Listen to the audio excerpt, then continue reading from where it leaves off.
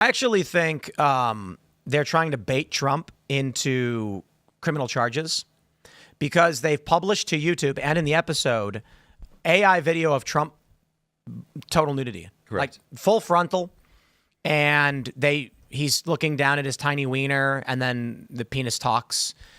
And that's a violation of, what is it called? The Take It Down Act? Yeah. To make sexual images using deepfake and publish it. It was bipartisan. It was illegal. Ushered by the First Lady. Yeah, I think they're intentionally trying to bait Trump to get him to take action against him. Instead, Trump just insults him and says, I don't know. Yeah. But I do think it should be illegal to publish AI-generated pornography of someone, regardless of whether it's a politician. Well, you got to be careful. And this argument, they'd say it's not pornography. Trump's just naked. Well, so the Take It Down Act says intimate images. So it covers what they did. Intimate images, meaning you naked. Okay, well there you go. Then it's but the left would argue pornography is something different. What makes it different? Pornography is implied to be sexual acts, not just nudity. The implication. I mean, most OnlyFans pages these days are actually just naked photos. So I mean, it's still pornography. Yeah, the difference is the intention for sexual titillation. And if you argue that nudity, the intention with this was not to get people off. It was mockery. Right. I understand that, but still. I agree. I mean, I don't know if Trump should take action against them. I'd actually say like this. This is the law. It was bipartisan. Democrats and Republicans agreed on it. So why would Trump not enforce the law? Mm-hmm. He's not banning TikTok, and he should. If he's going to have personal reasons for not enforcing the law, I guess. On the TikTok front, I thought they were buying out the U.S. assets and making it into M2. Who's they, though? I forget who the list of buyers included. The point is that Trump has continually given them extensions, despite the fact that it should have been shut down.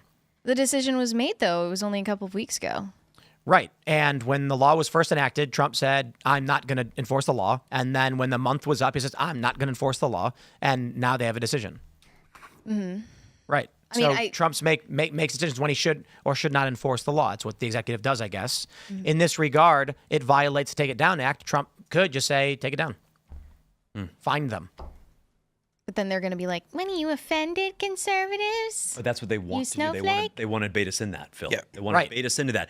The same people that yelled snowflake cancel culture are trying to cancel a comedy show. That's why the episode's not funny. Correct. There were a few chuckles. Cartman is upset that woke is dead and he has nothing to do anymore. So I guess they're mocking like anti-woke media or something. And then he says, he threatens to kill himself and Butters. And so there were a little bit of chuckles there, but it's kind of weak. But I will give him that. Cartman being upset that woke is dead was an actual joke on satirizing the current state of affairs. Yeah. That he had nothing to do anymore. His activism was over. The Trump stuff was literally just, it was dejected. It jumped from scene to scene that made no sense. Like one scene is at a party and there's a weird song saying Christ makes money. Christ makes money.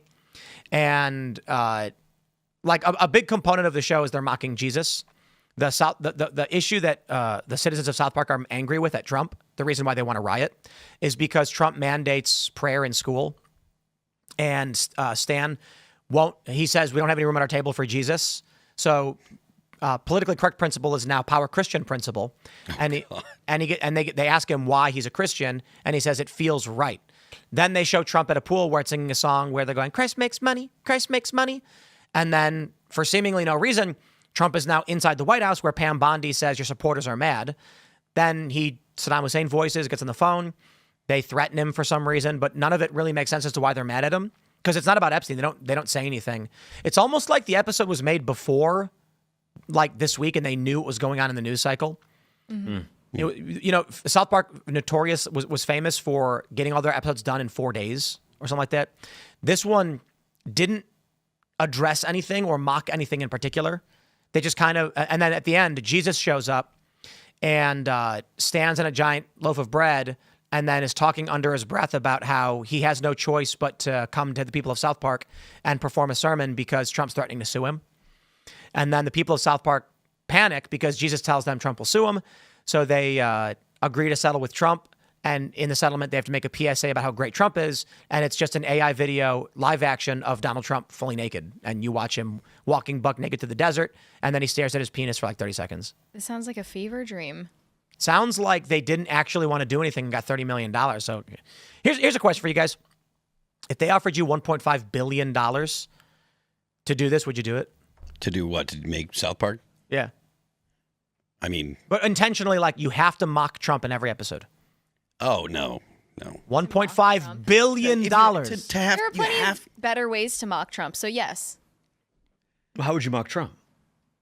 I mean, I think that he's making a fool of himself lately, and there are plenty of opportunities to Like, what's one example? write jokes out of that. I mean, I don't know, I'm not Matt and Trey, but... Amnesty do on you farm workers? disagree?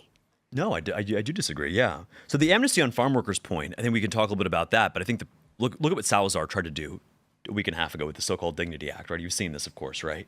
Maria Salazar, the Republican congresswoman from Florida. She's trying to pass a bill that says that if you've been in this country for even upwards of 30 years illegally, you only have to pay a $7,000 fine and you get to stay here indefinitely. The president's opposed to that. And so the idea that we would give amnesty to anyone to be allowed to stay here, to continue to take American jobs, take American benefits, whether it's Medicaid or education or healthcare, I think the president's against that. Well, I was trying not to say the E word, but I was more so referring to the Epstein-related cover-up. What would you want him to do on Epstein a little bit differently? Literally everything. How about not lie? What did he lie about? He's outwardly lying to the American people, saying that it's a hoax, and then telling them that they are traitors to his movement for asking very reasonable questions. Do you really feel like totally okay with the way he's handled this situation? Look, I think that I would lay the blame at Pam Bondi for setting expectations a certain way when she said they're on my desk and handed out a bunch of phony binders to a bunch of influencers. That's laughable. I think Pam Bondi is getting scapegoated. Like, okay, sure, she looks idiotic, but the buck stops with Trump. And he overpromised and knew that he was overpromising on this. Thanks for checking out this clip from Timcast IRL. Make sure to watch the show live Monday through Friday at 8 p.m. Subscribe to this channel, and we will see you all there.